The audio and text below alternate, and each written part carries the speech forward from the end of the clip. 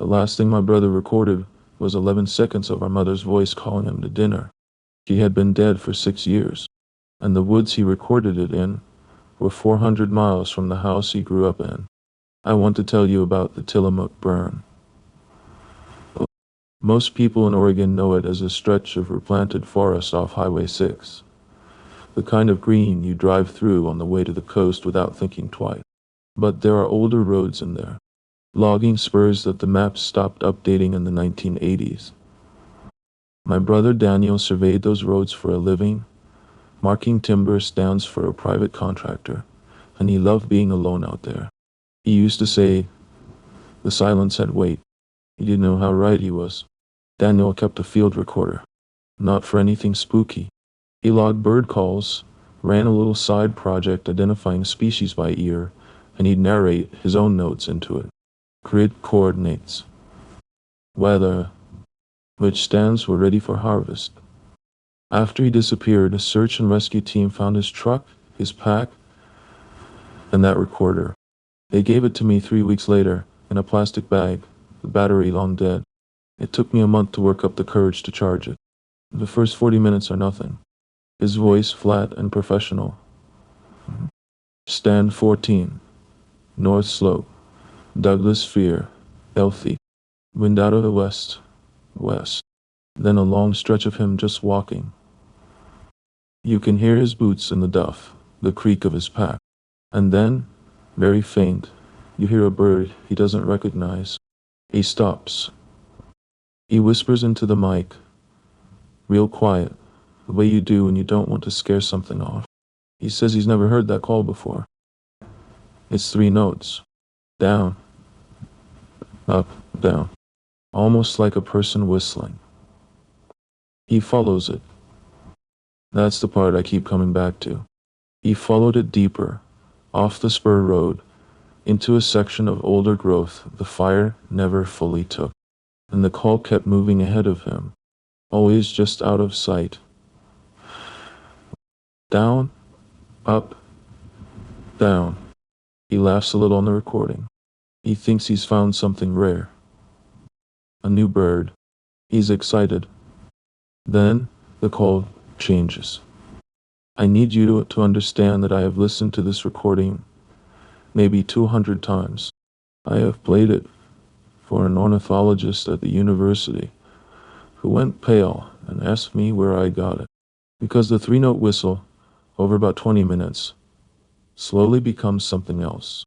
The pitch flattens, the rhythm loosens, and by the end, it isn't a whistle at all. It's a word.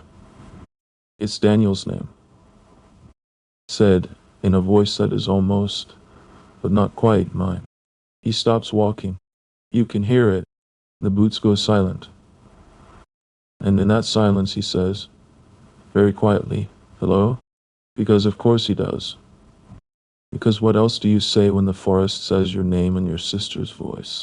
And the forest answers, hello. Same word, same pitch. A perfect copy. Except for the timing. It comes back just a half second too fast. Like something that learned the sound, but never learned what it meant. I have thought a lot about what kind of thing learns a sound without learning the meaning. After that, the recording gets hard to listen to. Daniel starts moving fast. The duff under his boots turns to a run, and the voice follows him. But now it isn't one voice. It's many. It calls him in mine. It calls him in our mother's. At one point, I swear it uses his own voice, his own laugh, played back at him from somewhere up in the canopy. He's breathing hard. He's not narrating anymore. And then he says one thing, clear as anything. The last full sentence on the tape. He says, it's between me and the truck.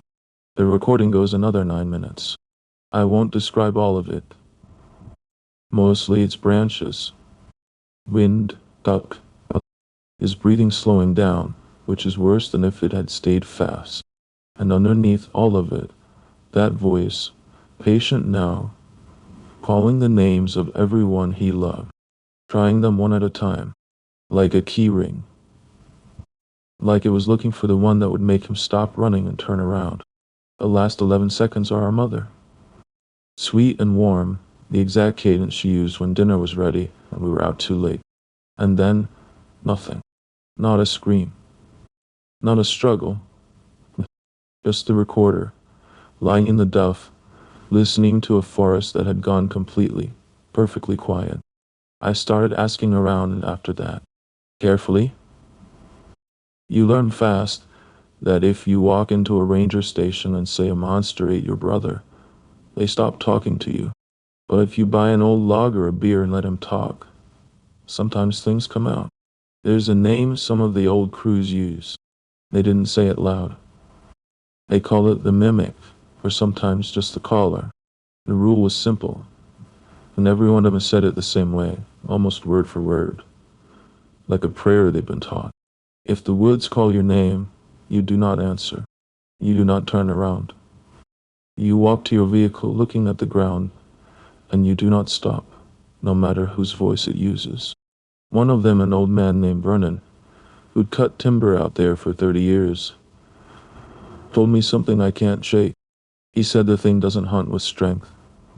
He said a bear hunts with strength. This thing hunts with knowing.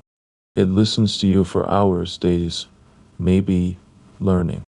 And it doesn't want to scare you. It wants you to feel comforted. It wants you to hear something you love and walk toward it. Because the moment you walk toward it, willingly, with hope in your chest, is the only moment it can take you.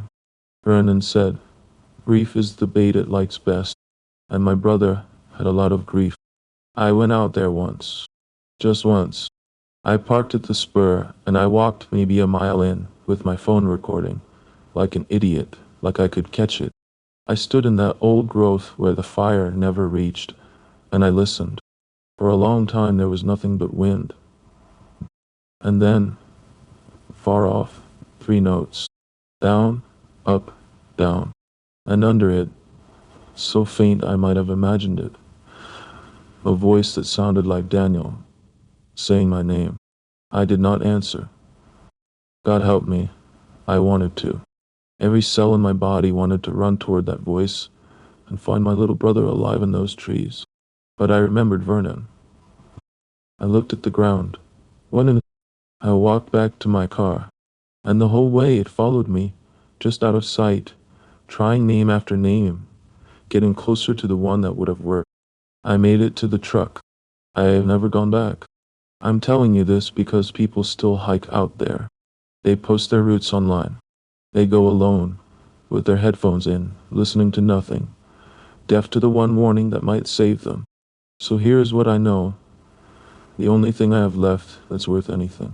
The woods are full of sounds, and most of them are nothing. A bird. One the wind. Your own mind filling the silence. But if you are ever alone in a deep place, far from the road, and you hear a voice you recognize calling you by name from somewhere, you see a voice you love, a voice that should not be there. Do not answer it.